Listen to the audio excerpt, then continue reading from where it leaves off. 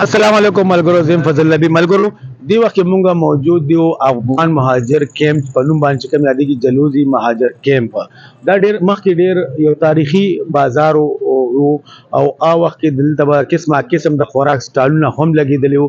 نن مونږ هم دغه شان یو سټال باندې موجود یو د خوراک په یو سټال باندې چې هغه دغه افغاني ډش دی چې آشي بریدا په نوم باندې یادېږي. دا خو تاسو یقینا تاسو وایي چې دا د سوپ غوندې په شکل کې یادېږي، لکه تاسو وایي دا سوپ دی، خو دا هغه سوپ نه دی، د دې افغاني ډش دی آشي بریدا. نو مونږ دلته تپوس کوو، دلته مونږ موجود یو براني رور سره هغه تپوس کوو چې دا څنګه جوړیږي او دا خلک ډیر په خوښۍ لکه دلته مونږ ګورو په دې ماښام کې دلته دومره زیات راشي لکه څنګه چې زمونږ د سټالونو باندې د جمی په سټالونو کې زمونږ خوراک باندې کم دغه د سوپ په سټالونو باندې رش وي، دغه شان د ماښام چې کم دی دلته په دې دغه باندې دومره رش وي.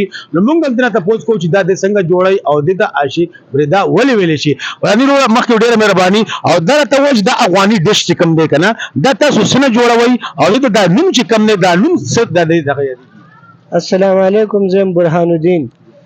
جی بس دا خو موږ د منچو نم جوړیږي، خو دا خپل د وړو نم جوړیږي. دا کټ کول آشي بریده چې ورته وایي دا آشي کټ شوی پوه شئ. آشي باید دغه ته پښتو کې تاسو افغاني ژبې ته وایي پنچو ته او بریدا مطلب یې کټ کټ خپل آشي که نه لکه دا بس موږ کټ کولی هم شو، خپل هم جوړولی شو او تیار هم میلاویږي. دې ته چاکایي کورتي پوه شئ دا کې موږ میلاو کوو او هغې نه موږ دا جوړوو پوه شئ. او بس ستاسو په مخامخ دی باقي تاسو نور څه اچوئ؟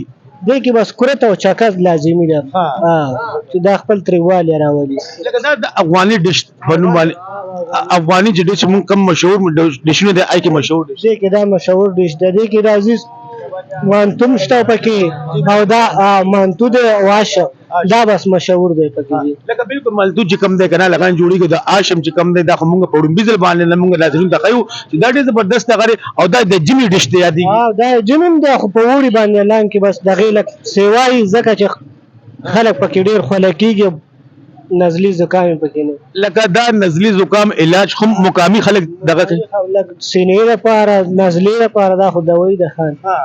لکه د حکیمي دغه هم ده، لکه خوراک هم دی او د حکیمي دوایي په طور تاسو دغه استعمال کیمیکل نشته جی، کیمیکل پکې نه چې خپل تریوالی لکه کورت او چاکه بس دا پکې ګډون کوي. لکه ناظرینو ته مطلب چې دا کیمیکل نه پاک ډش دی، پاک ډش دی او دا د هغه د مطلب دی چې دا دغه کیمیکل نشته، نه کې نور څه نشته، دا قدرتي دغه نه ځان چې کوم دی دا جوړ شوی دی آشي بریدا. آشي بریدا یقینا تاسو به راځئ د افغان د دې د سټال ته زموږ د بارني روډ سټال باندې تاسو یقینا دا خوراک تاسو وخورئ، یقینا تاسو په خپله پته لګي چې دې کې څومره مزه ده.